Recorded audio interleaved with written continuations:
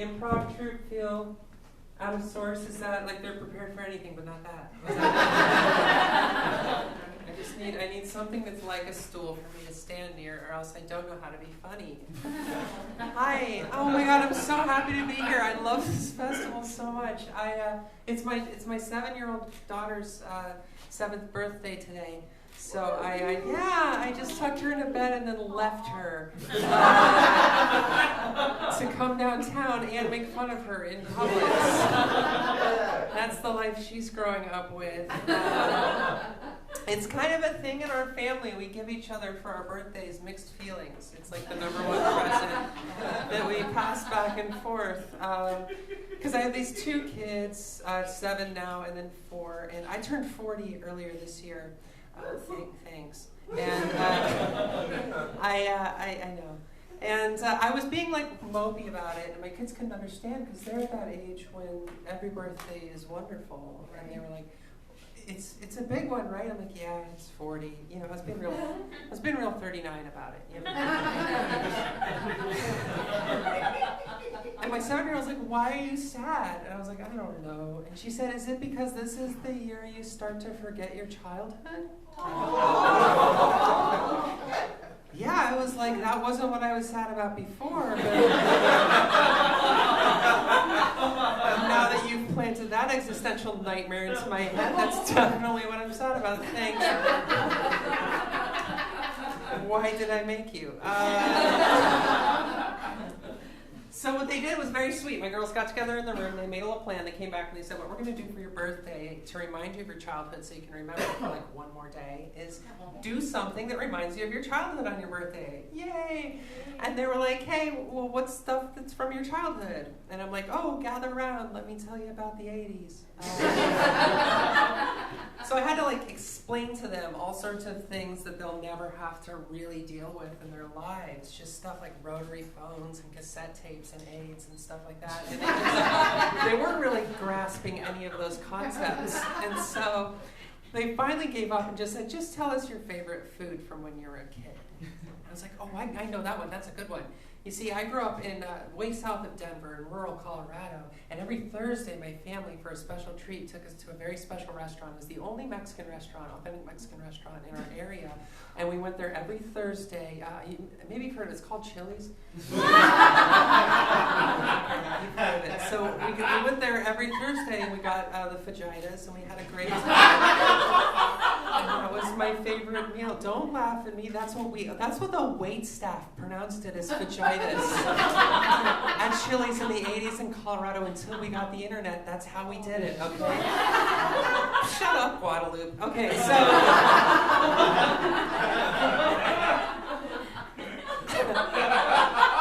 I told them that, and then so my girls took me to Chili's for my 40th birthday. Wasn't that sweet?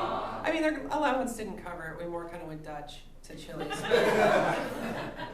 We got there, we sat in the booth, and I looked around, and I was like, oh, great, my daughters took me to Chili's for my 40th birthday. And I got like that again, like, wow, this is it. This is where we are.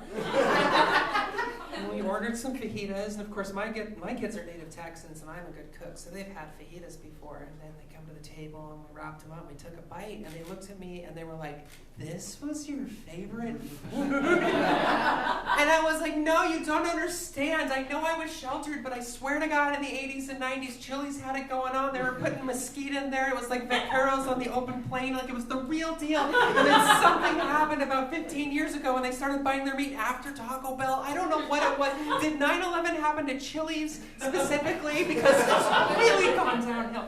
So I'm ranting. And my kids are just like, whoa, okay.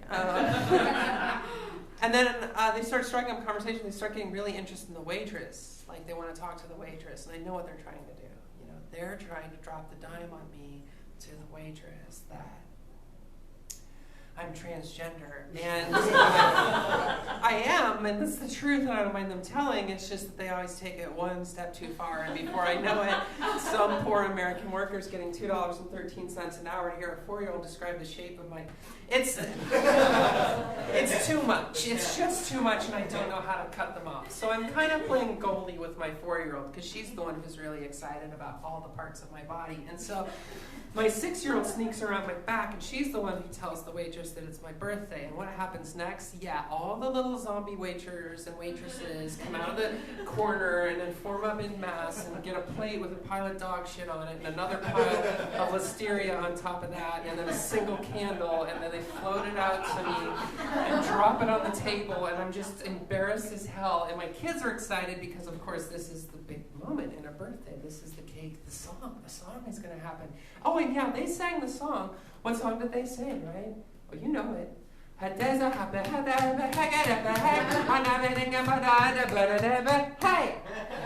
You know that polka. And so my 4-year-old immediately started crying because that's not the birthday song. She's 4, she only knows like 8 things about the whole world. And one of them is the birthday song.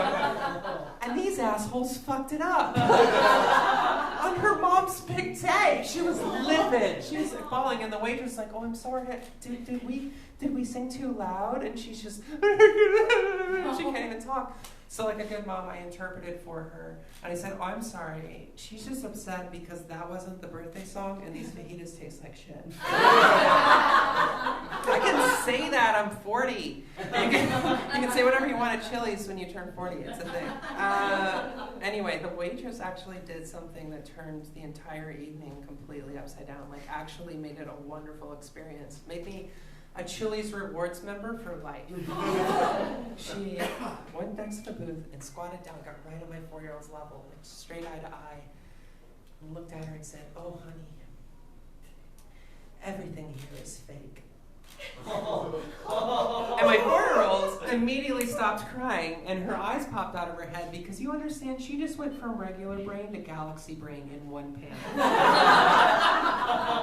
I owe that waitress a $180,000 tip because that was a bachelor's degree worth of knowledge that she just dropped on that. She has not been the same. She's sleeping through the night. She doesn't need her teddy bear anymore. She cleans her room. She has a healthy fear of Chili's now. She grew up that day. Yeah, that's all I can say, you know? So, Chili's for life. Gotta learn sometime. Boy. I'm in between driver's licenses right now. It's not for the fun reasons, it's because I'm bad at paperwork, and there's laws against that. Can you believe it? You have to keep everything up to date. And I use rideshare all the time. And so what's happened is I use Ride Austin because I'm a good person.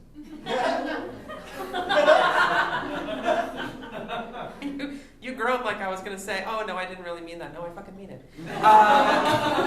I do, and then I got the same driver like 3 or 4 times, and I noticed that he was the best rideshare driver of all time. How could I not? Because he was. He's the best rideshare driver of all time. So much so that I took him off the market. I got his cell phone number. I'm taller than this. There we go. Sorry. You're going to have to... Oh, thank you, Orange Theory. Okay. He's the best rideshare driver of all time. I took him off the market. I got his cell phone number, and I call him directly now. I just call Garrett, and he comes and gets me. And you're looking at me like I don't know what I'm talking about. Like, here, I'll prove it to you. He's objectively the best rideshare driver of all time. Look, number 1, he drives like crazy. Peeling out around corners, Tokyo drifting, hopping curbs. He gets to places 5 minutes before Google thinks it's possible. He's my baby driver.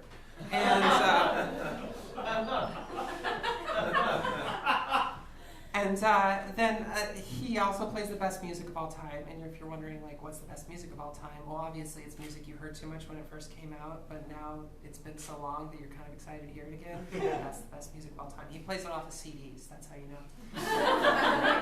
And he's never spoken to me once. Not a word. No, that's the best rideshare driver of all time. You're like, how'd you find this person? Was he grown in a lab?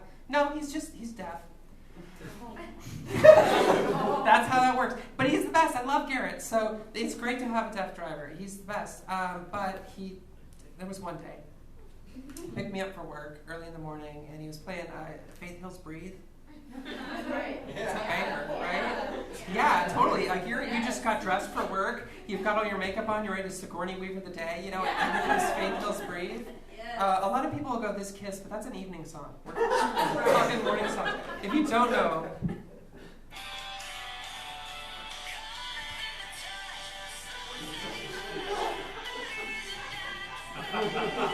Right? Okay, so you're feeling this, right? Because she hits that climax, or does she? You know, like she kind of repeats the chorus a couple times to get you in the mood, and you're right about to hit that climax, and then suddenly you notice that that climax just isn't coming. Like, that's a real tease, Faith. Why are you doing that? Is this actually how I remember the song? Like, doesn't the thing happen at this point?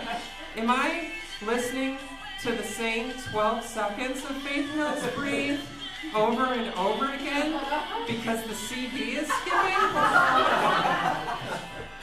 Am I listening to the same 12 seconds of Faith Hill's "Breathe" over and over again on a morning rush hour commute that lasts 45 minutes? And I have no way of telling the driver what's going on? Okay, emergency time. What do I do? Can I tap him on the shoulder? I don't know. He probably has super sensitive touch feelings. We'll make him jump out of the skin. We'll crash and die. Is it worth dying to make this stop? Maybe. I'm doing that calculation real hard because you've only been listening to this for 45 seconds. I had to listen to it for 45 minutes. I don't know sign language. I don't know what to do. Finally, we get downtown. We get to a red light, and he makes eye contact with me in the rearview mirror, and this is my chance. So I panic, and I just did this, you know? Like, turn down the volume, but in a mirror, everything's reversed. So he cranked it, and I panicked, and I said, "No, down, down," and then he rolled the window down. So at least the 8 pedestrians on Congress had to listen to it too. And you know, that's the thing, is when you're being tortured, there's only one thing that's going to make you feel better, and that's the knowledge that other people are being tortured exactly the same way you are, and that's why you're all going home with that song stuck in your head.